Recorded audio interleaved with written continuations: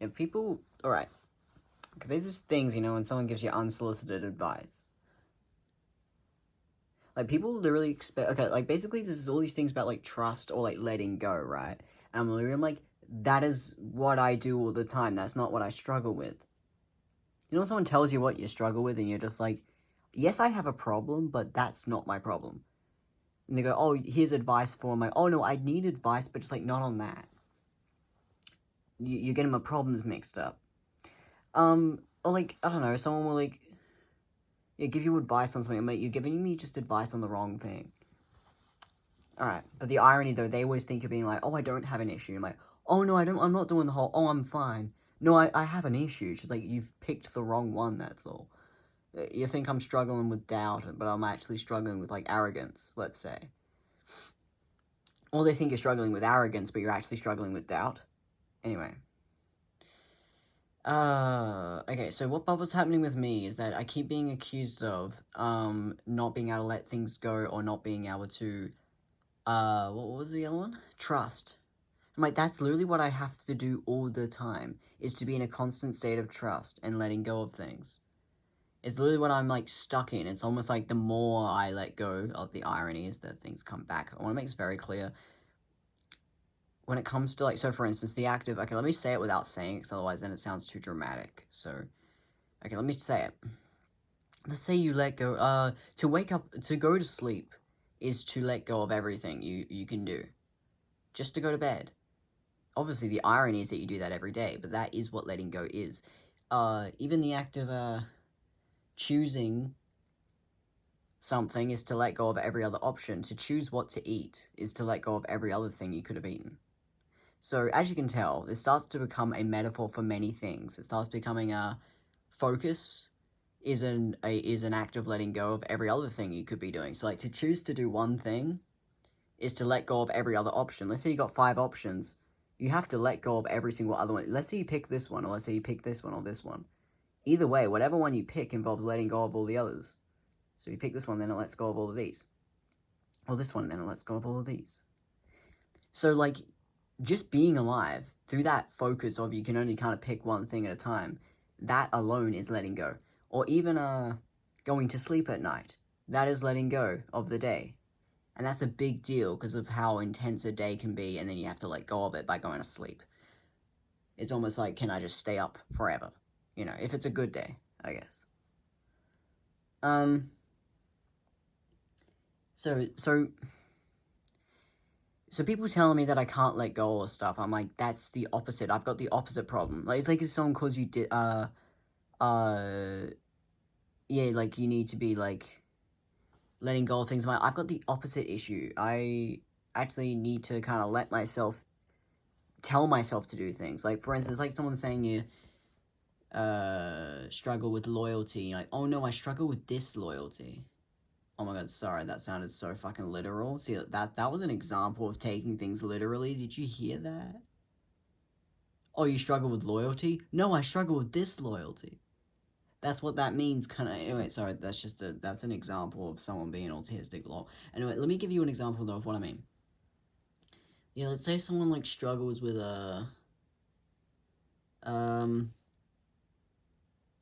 yeah, being like, if someone will be like, oh, you need to detach, and I'm like, oh, no, I'm too detached. I actually need to be more attached. Do you know what I mean? So, like, for instance, someone would be like, oh, you need to, like, let go. I'm like, oh, no, I've already let go. I actually need to hold on more. Do you know what I mean? Like, it's us being like, I've got the wrong issue. I guess maybe that one's at least the opposite issue, but anyway. Okay, let me try and get to what I'm getting at. With that said, if you want to, real boringly, just as a little side point, my actual problem is actually that I already know the answers to my problems. I just need to be doing it more. Before they all turn into habits. Because I've got the healthy thing where it's kind of like, I kind of just be doing what I do, and then eventually it becomes my actual thing that I just do. So that's why I kind of like it when things are a bit of a struggle, because it kind of actually gives more meaning to said habits. Yes, I rely on habits because I can't really do anything else. But the irony is that it's actually a good thing. So, like, when people tell me, oh, I'm struggling, I'm like, that's a good thing if I'm struggling. It means my life's interesting. Don't ruin that for me. And then they go, oh, no, you're romanticizing. I'm like, oh, no, I'm not romanticizing it. I actually mean that because I know what it is. When you are someone who understands things like you know how things start to become just a routine, like I do this on Fridays or I do this on Saturdays, or let's say you eat a certain food, or let's say you're already someone who eats healthy and then you always have meal prep. Obviously, the irony is that sometimes the discovery of a new meal is more fun than eating one that you already know you like. Sorry, I didn't like the way I worded that. No, there's nothing wrong with foods you already like. Sorry, I'm talking about when you're always in this. You know, when you're like perfectly in a routine. So, like, for instance, you perfectly cook everything at the exact right time. You eat food perfectly. You discover new meals, but you also just eat the foods you already know. You go out on a Friday, on a Saturday, and then you know to not drink too much. You have the outfits you wear. Even if you buy new outfits, you already are familiar with your style. See what I mean? How all of that's just habits? What makes this interesting? Obviously, at least there's things that come up, let's say, Halloween, let's say, or let's say a birthday, New Year's. It feels very significant, probably because of the time of year. Um, those things make it interesting, but then that's also in routine. It's just those traditions. As you can tell, all of this is feminine energy, by the way, but do you get how it starts to become, even if you're perfectly in this, what makes it interesting is all the reflections you're having. Or what makes it interesting is actually if something goes a bit wrong for a second, and then you go back to what you're doing. Or, like, let's say you're talking to people, and someone tells a joke, like, or says something wrong. I mean, different if it's actually just completely wrong. This is where it starts becoming turning into masculine energy. When it comes to figuring things out and stuff, it starts becoming, when it actually comes, by the way, to the feminine, of course, it weaves and chooses to work with nuance. But I'm not kidding when I say sometimes girls in their energy sometimes go, yeah, but sometimes I have to take a break from that energy. And I say, no, realize that you can actually still be in feminine energy while telling someone that they're incorrect. You can be in humor, and that's still feminine. Anyway, that's actually going off routine while still being in the energy of those routines. Because I would still say that those routines are actually masculine energy, because it's routined. Do you get what I mean? You can actually say that that's what takes the meaning out of it, even if it's respectful, because you're doing all the healthy stuff. It still becomes boring. It starts being like great that it's cultured and that it's healthy and cultured, but the routine actually starts to become boring. Not to take it for granted. It's just like that's actually how it is. And of course, people who are not healthy. So let's say people who kind of romanticize being messy, or just simply that's just the way that their life has been. Of course, they start to romanticize different things. But I'm not kidding when I say, okay, firstly, yeah, there's some people, by the way, who struggle with over romanticizing their issues, right? But I'm not kidding when I say I just don't have that issue. I've got the thing where I'm too healthy and I'm too in routine. And people want it to be that I'm like fucked up and I'm romanticizing things, or that I'm like uh um got a victim complex where I think everything's has to be terrible. And I'm like, no, I've got this thing where I'm always healthy. And it's like it actually makes more interesting for me to lean into life more. And obviously there's two timelines here. One is the future. Let me refer to the future. And when I say the future, I don't necessarily mean the one that I'm on. I'm not talking about this lifetime. I'm just talking about, like, I'm aware that all of my healthy habits are the routines that my soul likes. The irony is that they're very simple things like eating healthy. It's all the things that are cultured. Eating food that is nice. Sitting in nice chairs. Going out on Fridays and Saturdays. Like, it's pretty, it's the routine that everyone does, right? Like the same routine that everyone does. Again, that's what I mean. People want it to be that I'm like struggling with like being messy or something. I'm out here with the same routines that everyone has, and you want it to want it to be that I'm like messy. I'm oddly neat with my habits. Anyway, well, let me give you another one. Here's where it gets confusing though. When it actually comes though to how I am in my life, I am struggling. But people want it to be kind of like people really think that struggle means getting rid of it. I'm like, no, because then I'll just return back to the unhealthy coping mechanism of, oh, I think I'm healthy just because I'm eating healthy. Just because I'm eating healthy doesn't mean I'm mentally healthy. All people think mental issues are all scary. I'm like, it's not. They're not scary. It's literally just the internal experience of being a person. Everyone experiences emotion. You're gonna call someone crazy for having emotions that doesn't make sense. And even if someone has like BPD, you know, somebody, me, okay, has BPD. Uh, it still means the same thing. It still means that things have to play out a certain way and that you need to process things. It's only if you're avoiding these emotions that it starts becoming, okay, you need to stop doing that. So I start to unmask, right? I start to let myself process those emotions, and then people call me a mess. And I'm like, oh no, that's me processing emotion, you idiot. If I were to hold that back, this is where you go back into the whole, now I'm covering up my BPD. And then I'm back to the whole saying nothing out loud and covering it up. And I'm like, guys, that's the coping mechanism, guys. You thinking I'm healthy, all of that's a coping mechanism. When you see me as unhealthy and I'm a mess and I'm, I don't know, drinking, all of that's actually me being honest for once. Maybe not the drinking one's 50-50, by the way. I said drinking as in because it sometimes just letting yourself exist makes you let yourself process things, and that sometimes means you can process emotion while drinking. It's only if you drink too much that you have a drinking issue that you need to stop, because then it starts being like, no, you actually are running away from emotion, so you actually will process emotion by being sober. But if you're a person who's very sober, 11-11, you will actually process emotion by getting drunk. Oh, it's kind of like when people say, oh, you need to reflect. And it's like, oh, no, I'm someone who reflects too much. I'm actually someone who needs to ramble. But someone who rambles too much, I guess. I mean, I would say that's fine. But let's say someone's really social. It starts being like, oh, okay, you need to time alone, you know. But someone who's always by themselves, well, I need to talk to people. Do you get what I mean? Like, you have to know what my actual issue is. Otherwise, then you're just making shit up. And people do this, by the way, to autistics. Specifically, anyone, by the way. But specifically, autistic people. Or anyone feminine, actually. And more specifically, I want to refer to autistics. Anyone can relate to this, but I want to make it about autistics. You'll do something like, uh... yeah, they deem anything you do as unhealthy. I could make this about girls, actually, because of emotion. I want to make this though about being autistic though. Like people do not understand the internal experience. They don't get that like it's insane up here. Oh my god, it's so annoying. Yeah, people literally just want to tell you what your problem is and then tell you that you're doing it wrong. And I'm like, but that's not my issue though. I have issues, but those aren't my issues.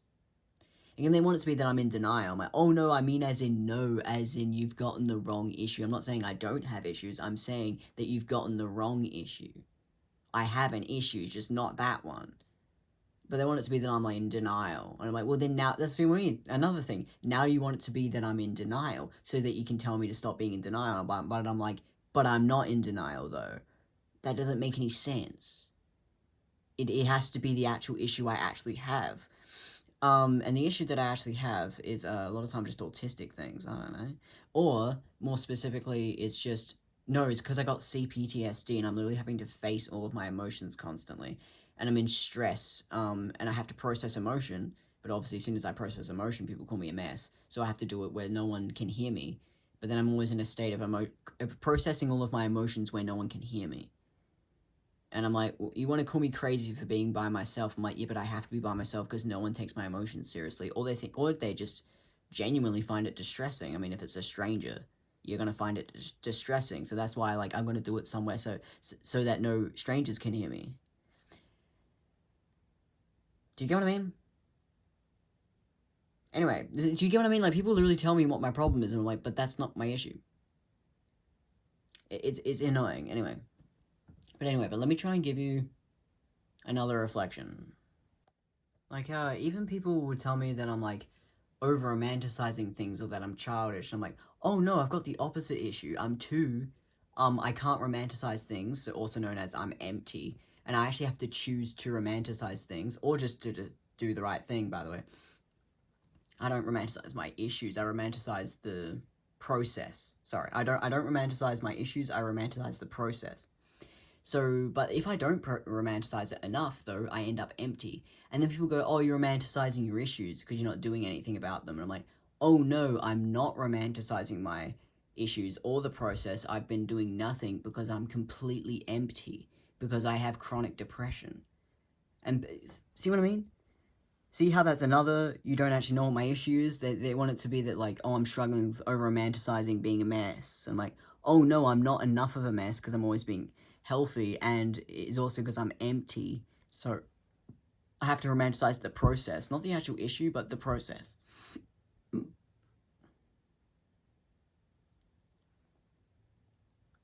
So this is another case of people just not understanding what my problem is. Or be people call me childish. I'm like, I've literally struggled with being overly mature, and I actually have to let myself be more childish. To be honest, and to be honest, why is honesty deemed immature, or telling a joke that's not immature? And even if my issues are immature, it literally just means that that's what I'm having to face. Like, you can't tell someone that you're supposed to stop being immature. No, if that's what I'm facing, I have to actually be it. I have to be immature to face it. But the irony is that no, I'm fucking not. I'm too mature. That's what I mean. People just want to make up what my issues are and just make stuff up about me. It's very confusing because I'm like, I need to have an actual reflection here. Otherwise, then you're manipulating me.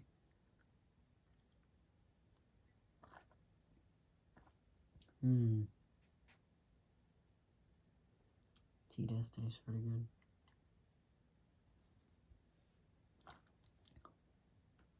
Oh, this tea tastes perfect.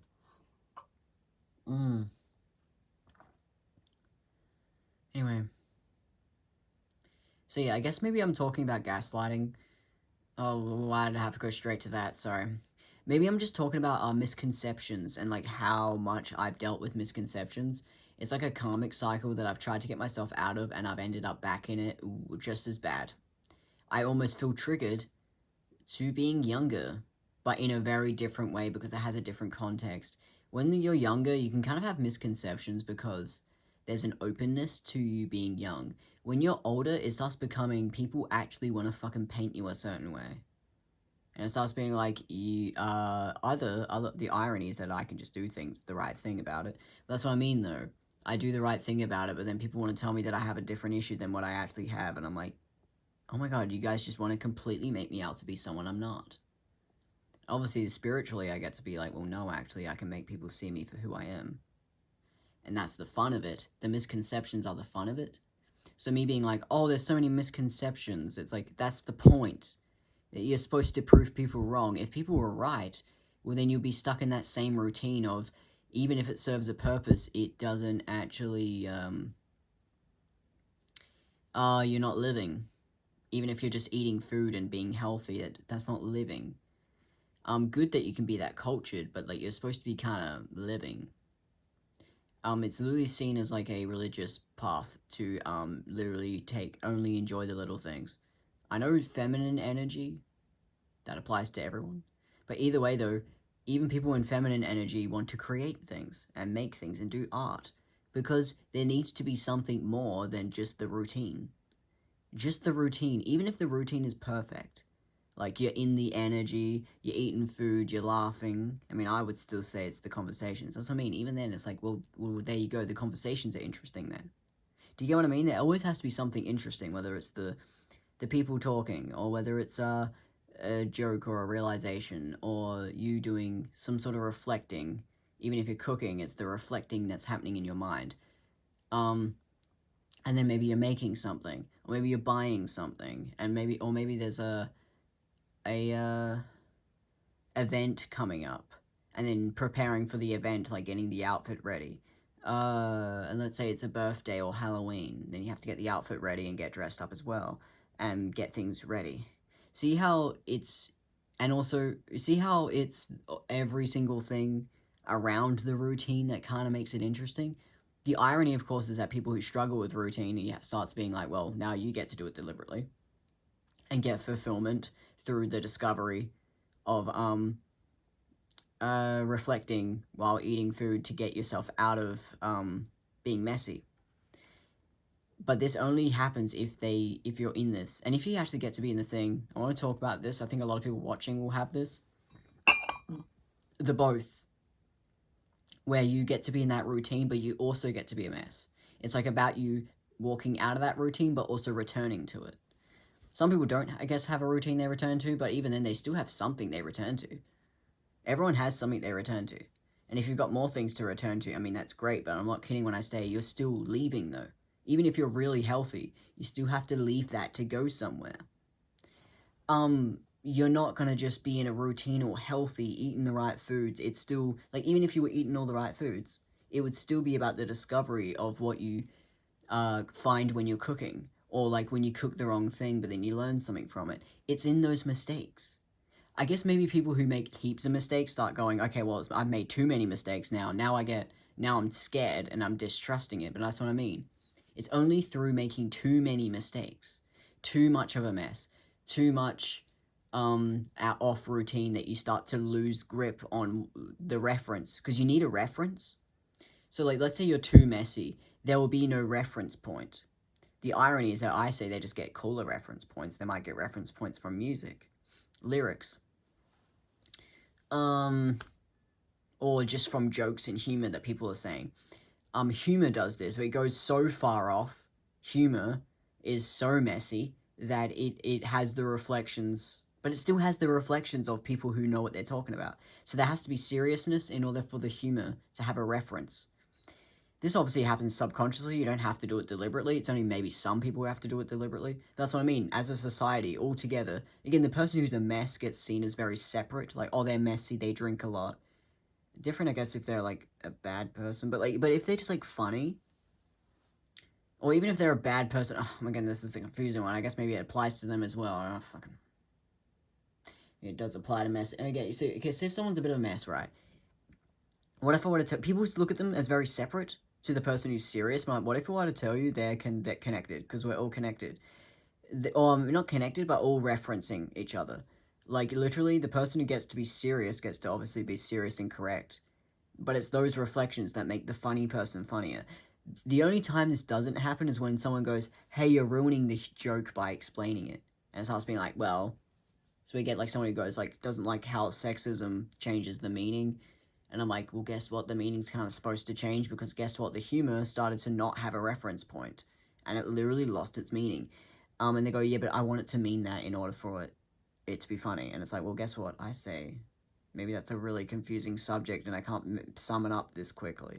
Okay, I'm going to have to make a separate video on this. Okay, that's actually a very complicated subject. Anyway, but you know what I mean? There's always a reference point. 222. If it stops having a reference point, you start to get bored. It starts being, like, messy, and being like, it's kind of the same thing now. It doesn't make sense.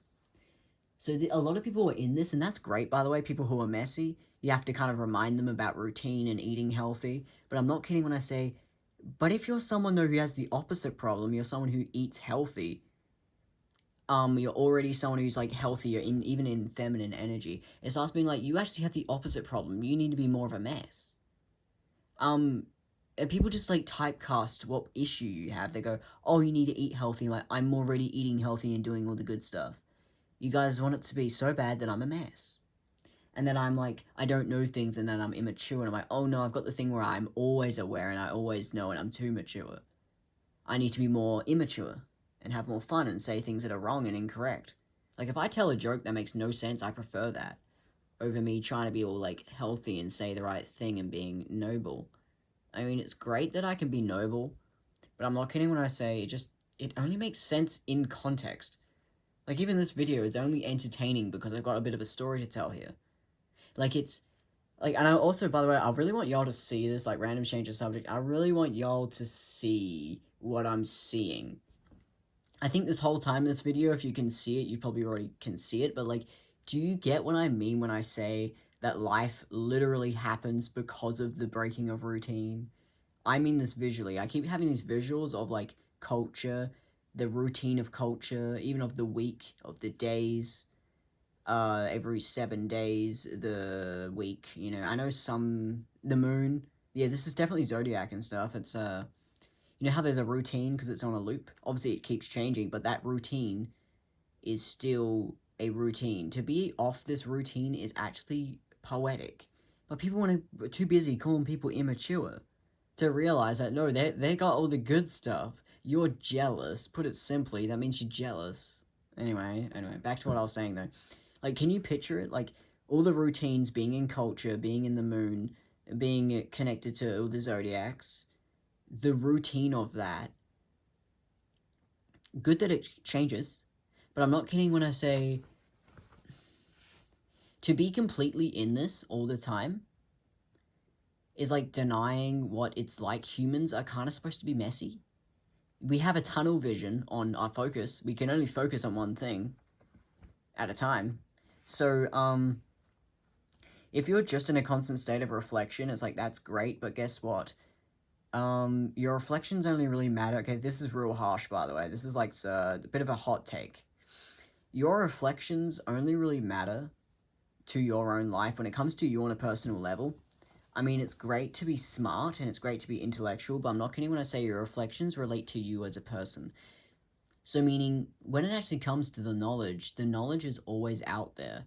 Like in the quantum, it's there, it's sitting there. Or, of course, if you believe in God, and I think this video is really for cultured people who believe in those things. So, if you believe in God, if you believe in. Actually, this video is for anyone. Again. Anyway, if you believe in God, if you believe in any sort of higher good, you know how the knowledge is already out there? Like when it comes to the reflection, when it comes to the meditation, it's already there. Great to tap into it or to be very, very conscious in this meditation state. You're almost working for it. And I think it's good to realize that your meditation, your focus doesn't matter how insignificant you think it is. It's not. The focus of each person, like the person you wake up in each morning, is the perspective that third eye wants to have. Obviously, it needs those reflections. So, for instance, you need to prove yourself wrong. You need to realize you're doing the wrong thing, and you need to understand things. But it's literally the hyperfocus of it being one lifetime that you're experiencing, or like one person, should I say? Even if you like, even the insights you have on all the timelines and all of that, you wake up as this person every day, whoever you wake up as. See how that's the perspective? It's almost like, I guess, a pen to a paper. If there's 100 pens, I guess, and they all look a bit different, and they all have different context. This is literally just the context of consciousness. So how could you not take your life seriously? Even if you think your life is boring, no, that's the perspective it wants. Or if you really, obviously I can get into timelines and be like, well, guess what? Maybe your soul desires to take a break. So if you're someone who really just enjoys things that are boring, your soul just wants to take a break. Or you're just in feminine energy, and feminine energy is literally being completely connected to that routine that you are in a constant state of getting those reflections. It literally just means you're at a higher vibration. Anyway, I don't know why people don't take routine seriously. I mean, I get why sometimes it's boring, but that's what I mean. Like, you either get to be the messy person or you get to be the routine person. It's great to be able to be both of these. Sorry that this is very confusing to put into words. I am aware that this is getting odd now. But I really want y'all to see what I'm seeing. Like, it's, But either way, let me back to the hot take. Again, back to the hot take. Now that I've been positive, let me go back to the hot take, like the harsh. I'm going to say something a little harsh. Your reflections only matter in relation to you and your life. So meaning, if you're just sitting there meditating all the time with knowledge and not writing it down or not doing anything with it, you're literally just wasting your life away. This consciousness exists even if you don't do anything with it.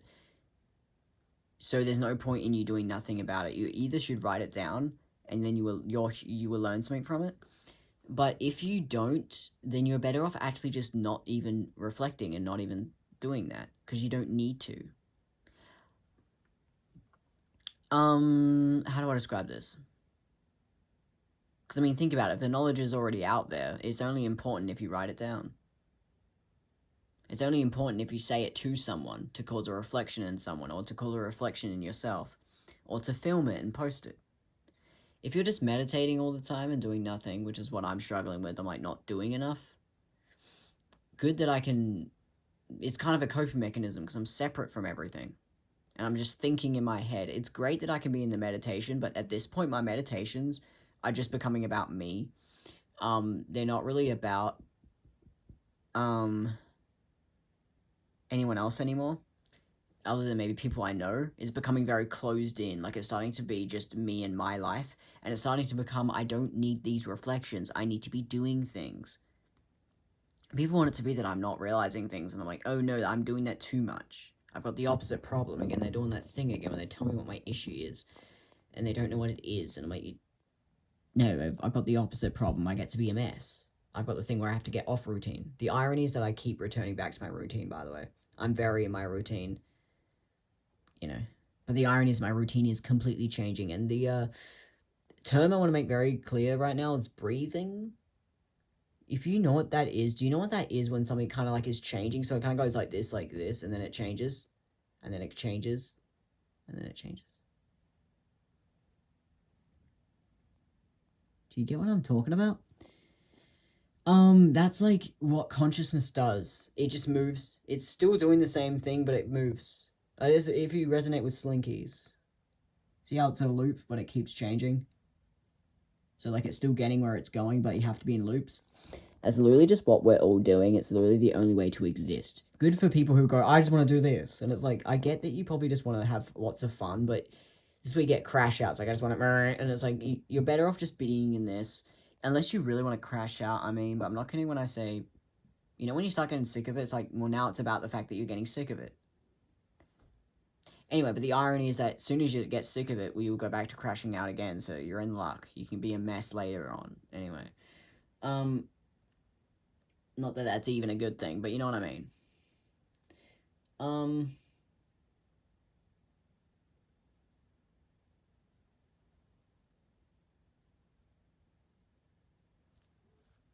So yeah, just being alive and being a person is just very interesting, but people kind of ruin this by either telling you to be more routine or not routine enough. Oh, this is confusing now, sorry, I need to get back on that wavelength. Anyway, the conclusion of this is that, what helps you is only the one thing that, like, helps you, and then it also will change, it keeps changing. Like, you might eat, and then I might realize it's about what you're thinking, and then you realize what you're thinking, and then that leads you to something else. You do that hobby, but then maybe through that hobby you start to realize, yeah, but the only reason why I draw is because I don't have a setup. So you start realizing, well, I need to buy stuff, and then you start maybe getting into, like, buying things, and you set something up, but you only use it for a photo shoot. You do a photo shoot, and you realize, yeah, but the only reason why I did a photo shoot is because I didn't have a filming, I didn't write any sort of story down, and then you write that down, and then through writing that down, you get hungry, and then you eat, you know. You have a reflection while you're eating, and then you, go back to writing, and then you eventually film a video based on it, but then through filming, you start to realize, that you want to record. Like, do you get what I mean? One thing just keeps leading to another, especially if you're someone who makes stuff. I know we're going randomly change a subject, by the way. This is a change of message. We're all saying it's about people who make stuff. Anyway, basically what I'm trying to say is, though, it's just like, realize that one thing leads to another. This is obviously the act of going off routine. But you return to the routines of eating anyway, and doing what you have to. Let's say you have a job or something. Like, it's really just like, that's the point. People who want to just be one or the other, I'm like, you're picturing stuff. Just get someone who wants to keep cleaning their room. And I'm like, sometimes it's about cleaning your room. Sometimes it's about the fact that it's getting messy. Sometimes it's about the fact that you're working on something and it gets messy. Sometimes it's about doing it in a different location. Sometimes it's about leaving it. Sometimes it's about cleaning it up. Sometimes it's about getting rid of things, but sometimes it's about buying things.